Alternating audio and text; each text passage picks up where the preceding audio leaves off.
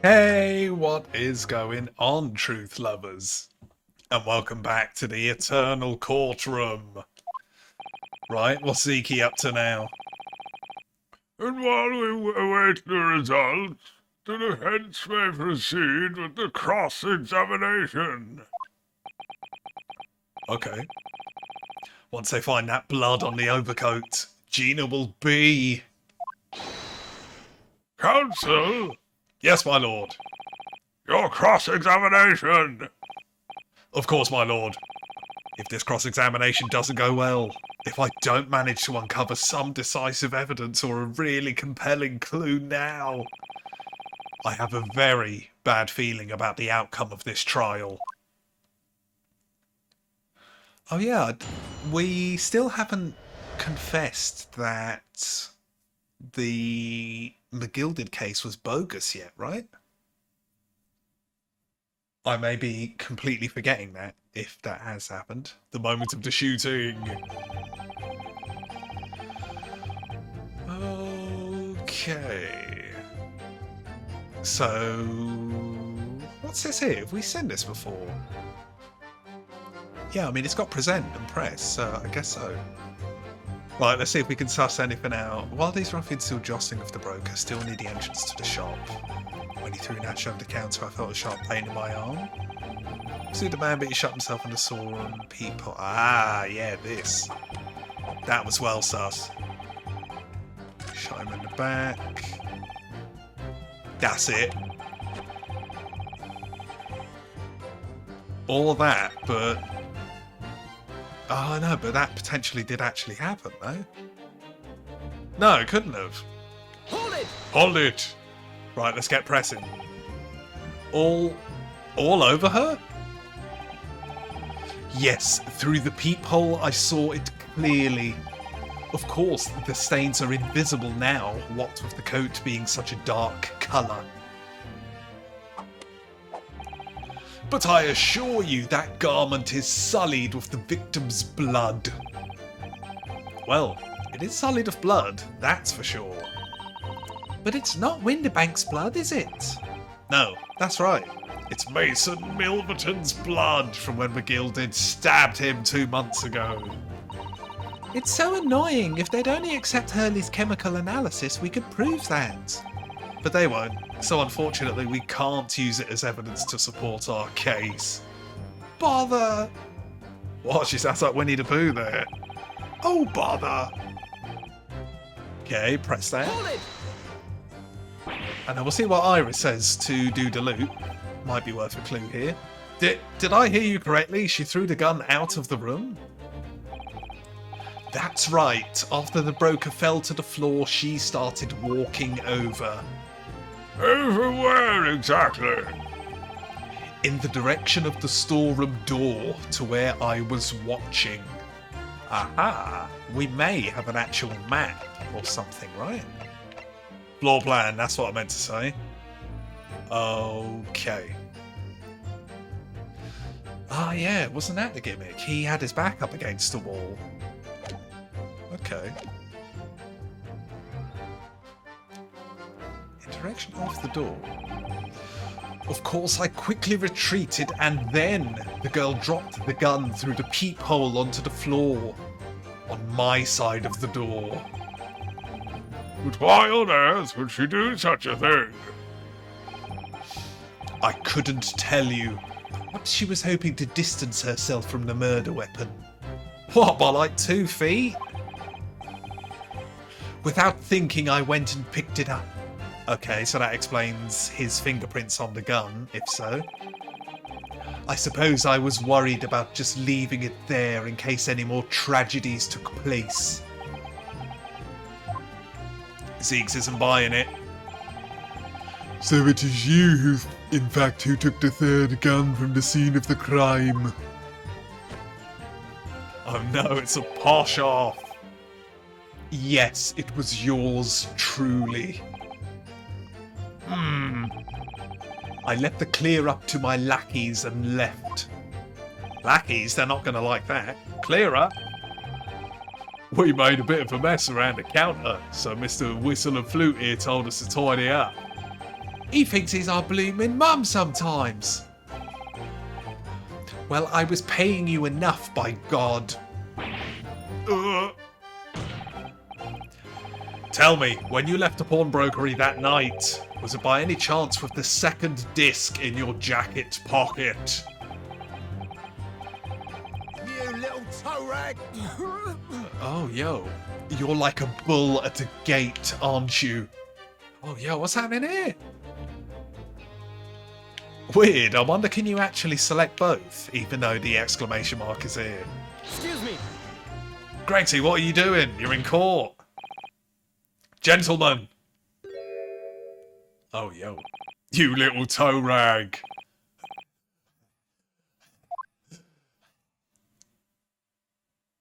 They worked up such a sweat already? Something wrong, sunshine. That should be my line. You do realise you were just violently shaking the skulking? Blimey, this D's a bit of an hooligan, isn't he? What was going on just now? You saw him, he grabbed me whistle. What? What does that mean? Why the blazes, he said. Didn't you mention the third gun when we got you down the station? And why didn't you? 'Cause we didn't know nothing about it. All that flaming peephole in the door. Sorry about that. I can be prone to losing my rag sometimes. Not hurt, are you? God blimey, see the way he's looking at me? I'm telling you, this D gives me the willies. What a sentence. That was strange. The inspector doesn't normally get quite as worked up as that. He wouldn't normally grab someone. Unless... No, that wasn't like Gregsy at all. He's normally all sweetness and light, no matter what I say to him. Yes, well, I think you might be a special case. Well, anyway, that was definitely out of character. Okay, but that didn't change the testimony or anything like that. Oh, that wasn't helpful at all. What's your feeling, Runo? As much as I hate to admit it, I don't see any obvious holes in his testimony at the moment.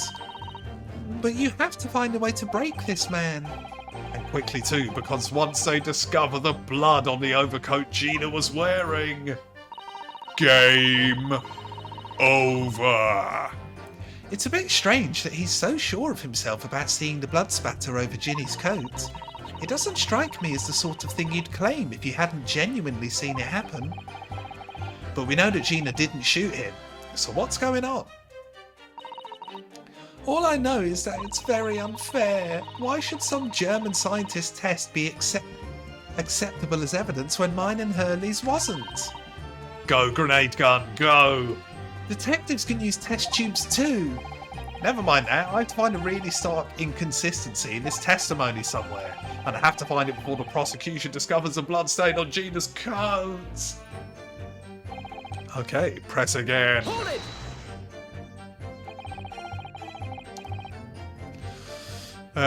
So who knows, maybe we'll do another full round of pressing, and then worst case we'll chuck some evidence at the fifth statement.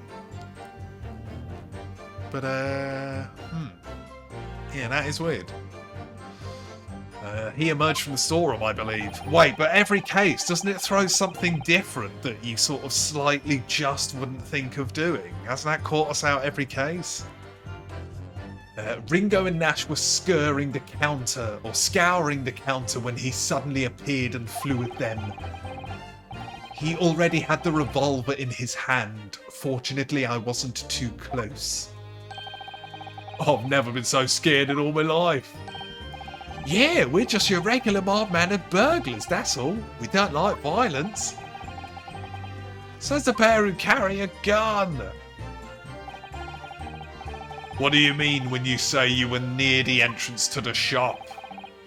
What's with the dramatic pose? I was in the doorway, running my eyes over the shelves of forfeited items. Oh, yo, looking for the music box, of course.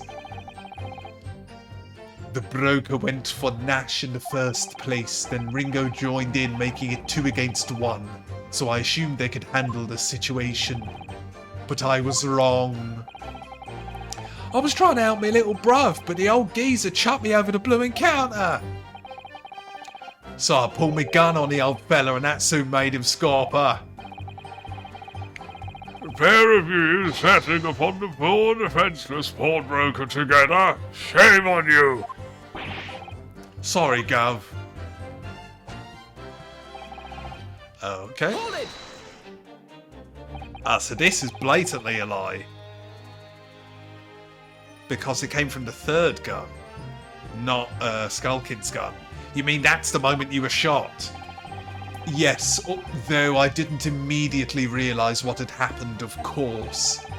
Things crashed to the floor from the counter as the three men were brawling. It was at exactly that moment that it happened, so I didn't hear the gunshot. And the bullet went on to strike the calendar in the wall behind you. So it would appear. When I looked at my arm, I saw it was bleeding badly, so I wrapped my handkerchief around it. Seeing as I couldn't explain what had happened to a doctor, I had no choice but to wait for it to heal. That is awful, so the bullet's still in there? Oh god, maybe that can actually help us with the case. Yeah. Maybe it'll come up like, oh, I think the bullet is actually in the calendar, no? Yeah, alright, so that answers that question. I didn't imagine it would still be bleeding 2 days later. Did Winterbank intend to shoot you, do you think? Well now, I don't imagine he even noticed I was there, to be honest. Perhaps the gun went off accidentally. Anyway, it didn't quite strike home. When I pulled my gun on him, he tried to shove me out of the way. And then he scarpered through that door out back. In which point, what did you do? Okay. 2 more. Hold it. Slap that desk. You mean you chased after him? I don't recall the reason why, but I ran after him to the back of the shop. That is quite suspicious in itself. And what about this peephole in the door you mentioned? Well, unsurprisingly, the storeroom door's a solid job, made of stout wood. Little flap. But there's a small opening in it about head height that lets you see what's in there from the outside. Actually, I should know that, shouldn't I? I looked through it myself that night. Oh, that's a weird one to throw in. Okay. And what about you burgling brothers? Did you see what went on through this peephole as well? The little one, definitely not. He's standing on a box, isn't he? Not likely, Gov. Didn't see nothing of the sort, Gov. I doubt these two buffoons were even aware of the peephole's existence. So, the Skulking brothers were there, but they didn't see the killing of Winterbank take place. Inside the storeroom, I could see the broker and that young girl standing there. The defendant? Yes, though neither of them noticed that I was looking. The girl raised her gun and pointed it straight at the man. And then, what did you see next? Back to square one now, right? Oh, no. Hold it! Nice, so this might actually tell us positioning or something if we're lucky. Yes, when the crime was discovered, the defendant was found with a gun in her hand, but that was Winterbank's gun, from which only a single bullet had been fired. And as we've already established, that bullet was fired at you. Ah, but no, it wasn't the broker's gun that the pickpocket girl had when I saw her. Yes, the bullet from Winterbank's gun grazed my arm, and yes, the Skulkin's gun grounded the detective. But this was another gun entirely, a third gun. The broker's gun was not the murder weapon, so clearly there had to be a third firearm involved. In other words, the accused must have had her own gun with her at the time. Well, can you prove that, Zeeks? But no other gun was found at the scene. Ha! Calm yourself, counsel. Sorry. You must consider the events in order. At first I saw the broker and the girl glaring at each other, but then all of a sudden, the broker turned to run.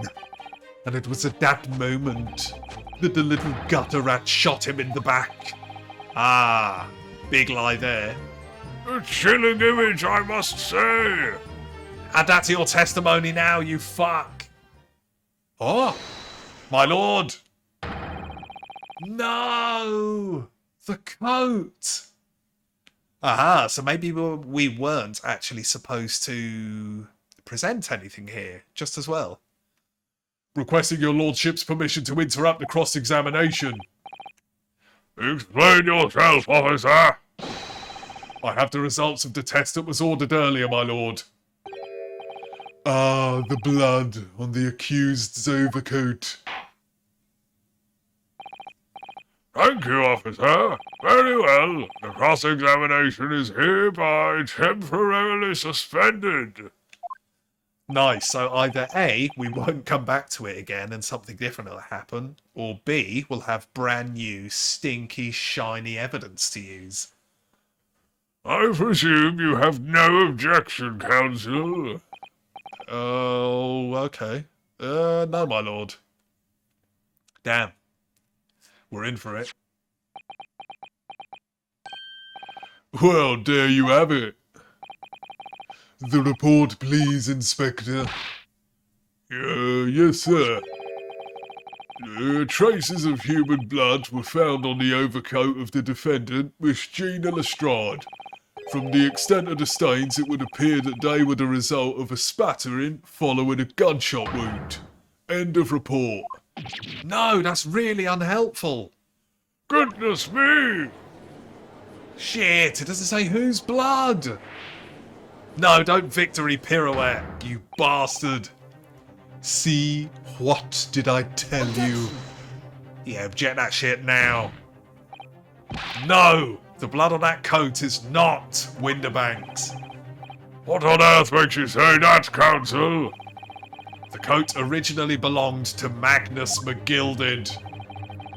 Just before his coat was deposited at Winterbank's, McGilded had fatally stabbed Milverton. Aha, so we must have let that cat out of the bag then.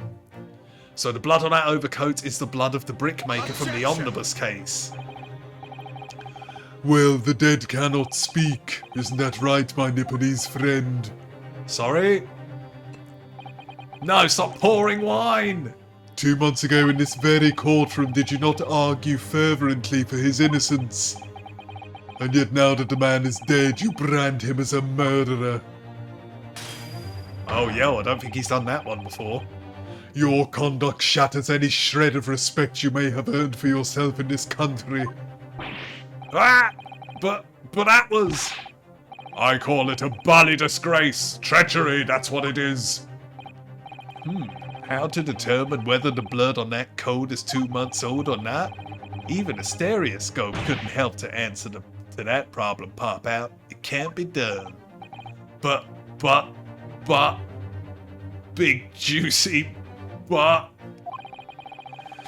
We use Sholmes' specially formulated chemicals. Mr. Sholmes is a detective, not a chemist. Would you put such faith in a chemical formula devised by me, for example, when I'm a communications officer?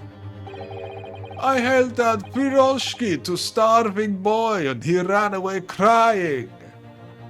That is not relevant. Sherlock Sholmes is barely more than a figment of the public's imagination. His name carries no weight in this courtroom. No weight at all. How could you say that? Victory is sweet indeed. This proves that my testimony is the whole truth, from start to finish. No!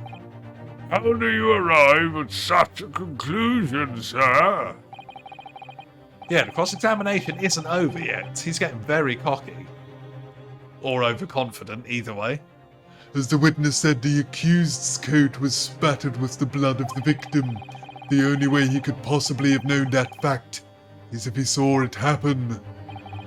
In other words, his testimony is solid and the conclusion is singular.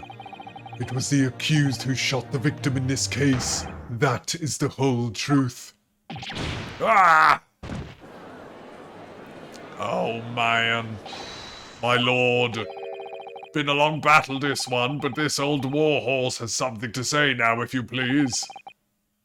Mr. Foreman, As of this moment, sir, the squadron has reached its final decision. Ready, men? All for one now. Sir. guilty. Guilty. Oh no. Guilty. Guilty. Oh man, I am tired and really hungry. It's been a double ep evening. What time are we on? Okay, we may call it very soon, actually. Well, it would appear the ladies and gentlemen of the jury reached a unanimous verdict. When did he pour another wine? The defense has consistently failed to unpick this witness's testimony.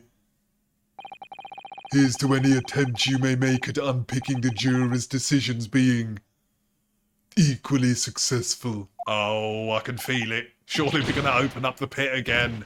Hooah! I don't believe it, after I've come so far. How is it all unravelling on me so fast? We gon' need a miracle. How very distressing to be held in such low esteem. Is it Sholmes? Is it Sholmes? Oh, it's just an officer. Okay. Wouldn't you agree? Officer, you've delivered a report now. That will be all, thank you. It occurs to me with some regularity that scientific truths are determined not by science, but by none other than the human mind. What? This seems like a miracle. I know that voice. If it's Sholmes, this will be the one time we're happy to see him. Am I going mad? Ah! Look, Sholmesy, it is. Sholmes! What is the meaning of this? Order! Order! Order! What business do you have here, detective? The last I heard you were recuperating in hospital. As well I would be, had I not been set upon an errand. What errand? Hurley, it's really you. You're awake at last. Yes, good day, Iris. I appear to be rather late to rise. My apologies. Now, my lord, if you will humour me, In what manner, sir? I have something of great importance I wish to give to the young lawyer over there. I need no more than 5 minutes. Would you be so kind as to spare us the time? What say you to this, Six? What? Why would you let this happen in court? This trial has taken many hours of the court's time, having spent so long already. Exactly, having spent so long already, we don't want to go wasting any more precious time. As I was saying, having spent so long already, it would seem churlish to deny defense a mere 5 minutes. Eh? It's spilling chips all over the courtroom. Very well then, counsel. You have 5 minutes.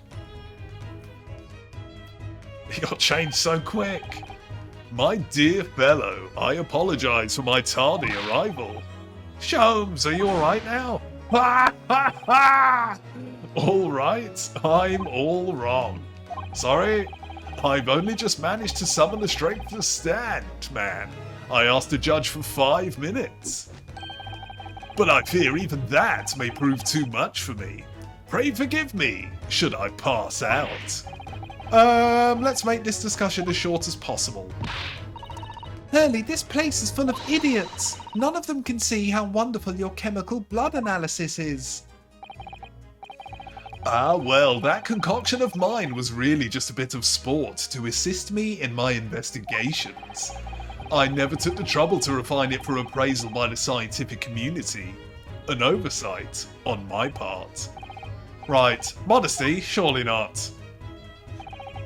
But enough of that.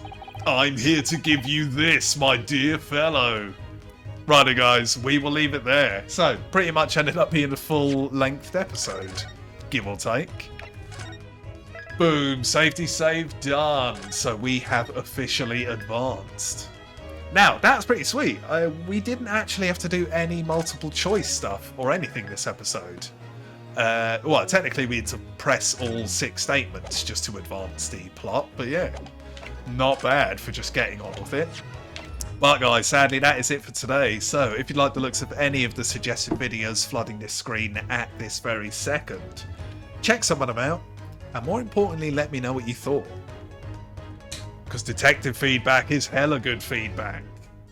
Of course, if you've missed any of the Great Ace Attorney adventure, Chronicles adventure so far, to catch up. But the main thing is, guys, as always, I hope you're well. Thanks for watching, and see you again next time.